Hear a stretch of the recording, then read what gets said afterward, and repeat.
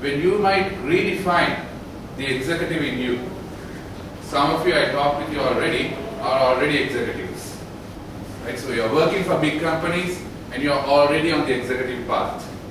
But this might be the day when you might take a direction, put your foot in the right direction and go on that global executive path.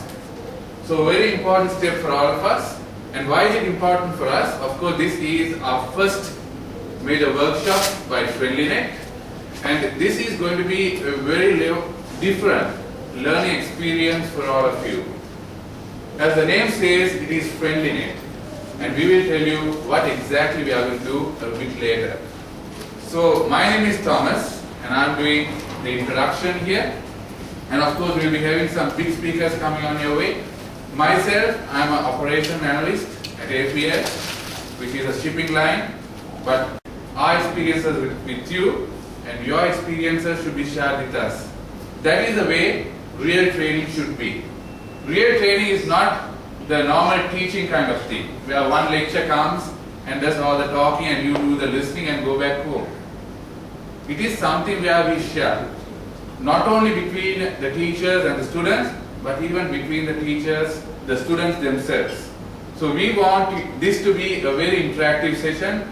Talk to us, any language, right? Even in Sinhalese or even in Tamil, we have people to handle that. So don't worry about anything at all. If you have any questions, if you want to know something, if you want to get something clarified, please talk to us. So on the path to a global executive, let us start with the basics.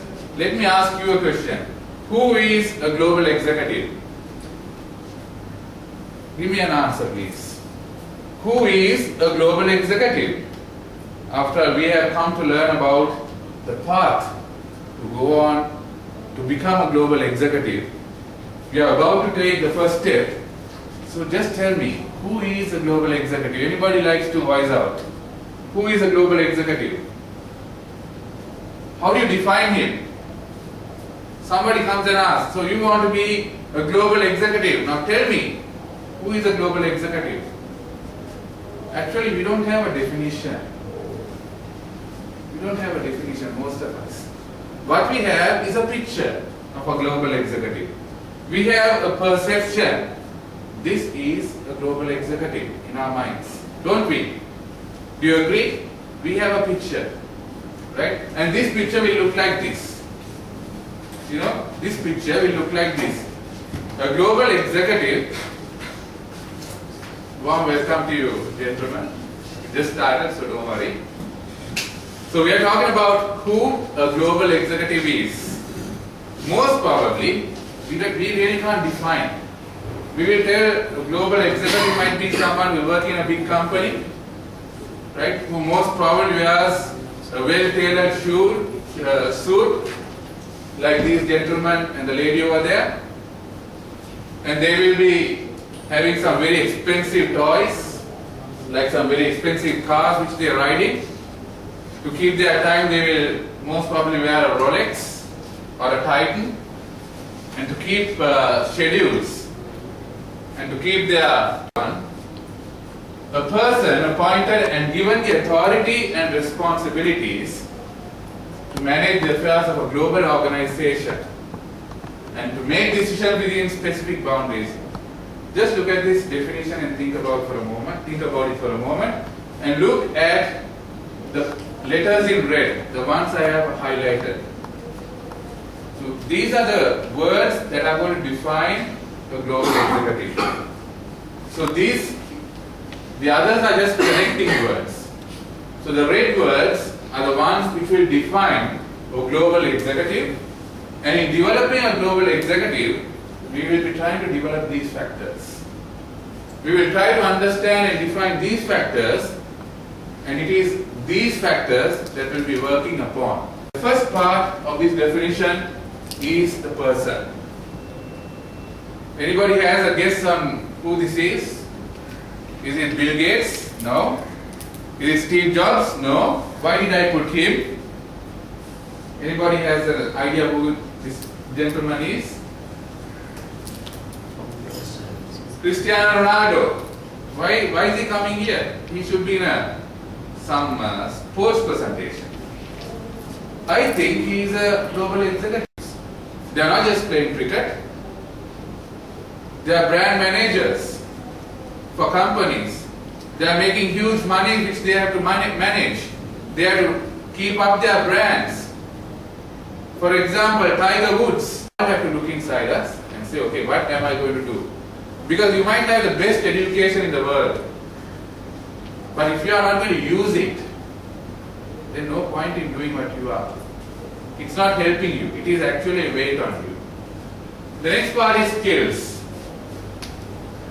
You go to an embassy, British, Australian, Canadian, and you say you want to migrate. They will ask you what are the skills that you have. You are a skilled migrant, because skills gives you value. Skills are like you carry a big gun. A big gun is wrong. I might have a qualification in English, but that doesn't make me a good communicator. That actually gives me a little bit of tools from my background to use in my speaking abilities, which I have to develop.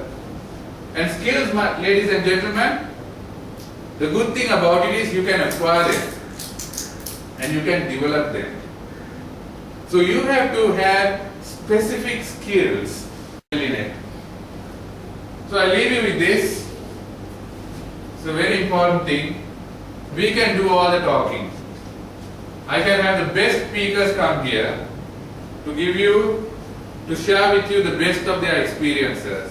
I can put on the best material on the PowerPoint and put it on the screen. But in the end of the day, ladies and gentlemen, it is you. Each of you will have to take your own initiative, your own decision to change your destiny. It's not a matter of chance, it is not, but it is a matter of choice. And whose choice is this? It will be your choice. So today is a very important day in which... Thank you, Manoj, for those very kind words. And you gave me a round of applause also right in the morning, so thank you very much for that. Winston Churchill was quoted by Thomas. I will start with Winston Churchill, who said something like this way back in 1912, that's about 100 years back. He was addressing the House of Commons, and he said like this: some, before they get up to speak, they don't know what they're going to say. When they are speaking, they don't know what they are saying. And after they sit down, they don't know what they have said. How true this is to our parliament as well. He was addressing the House of Commons 100 years back.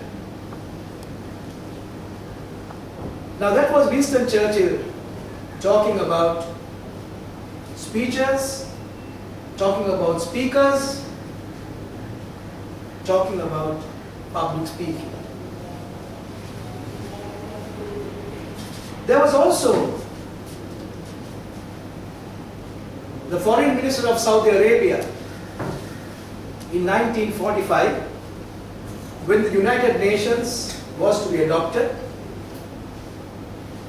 At the UN conference, all the delegates present there spoke. But Mr. Faisal chose not to speak. He was later asked, why Mr. Faisal, why didn't you speak? He said, speeches are like winds in the desert. They constantly blow without doing any good. Entry into what global executive is.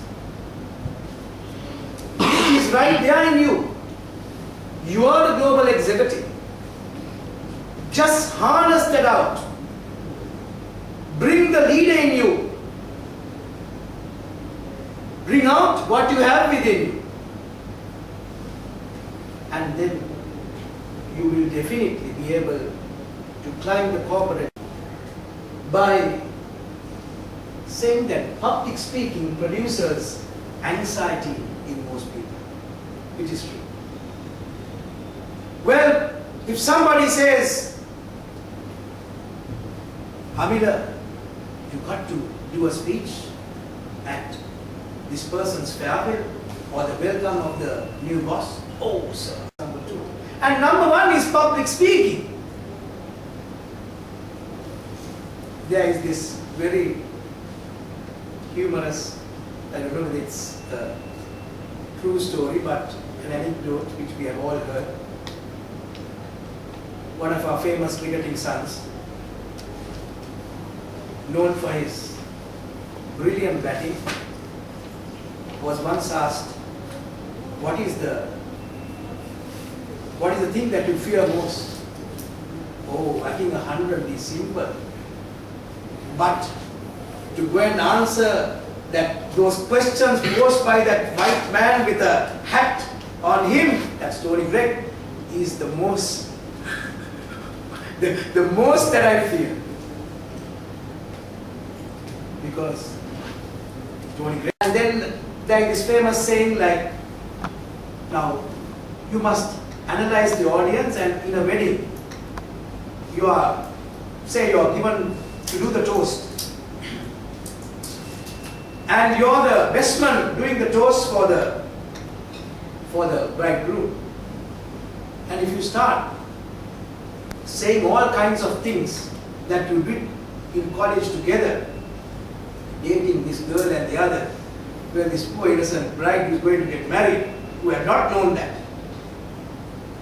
I mean, the marriage might be over, and as a lawyer, the next day, a quotation from Winston Churchill. And then you can also add you. I've seen great orators start with a lot of you. And you keep the audience spellbound.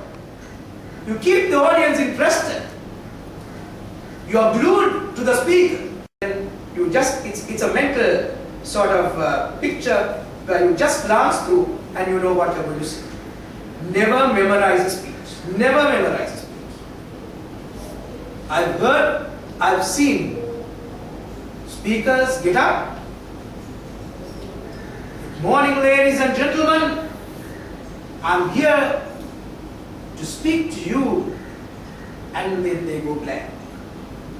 And then they look this side, not giving it to fly. You just keep like this. There are people. So that's another kind where this body language. Charlie the Chopper. Charlie the Chopper is generally people with a lot of zest, with a lot of enthusiasm, and saying, come on, you have to do it, ladies and gentlemen. Without this, you cannot do this. You have to achieve this. You have to bring in targets. You have to do this. Am I right? There are people in our organizations, the top executives. Chop, chop, chop, chop. That is Charlie the Chopper. Then comes Karan the Kangaroo. He goes like this. Well, friends, as we look to you today, and then goes on, there is a spring in you, the kangaroo type of thing. Now that is mainly the university dons who think about themselves. They walk with the air of importance in them, and then you take a graceful turn, but then you're constantly doing that. I mean, doing that once or twice is okay, but when you constantly do that during the speech, then it becomes a nuisance to your eyes. Because people are looking at you rather than listening to your speech. So that's what happens. Norman the nudist is like this.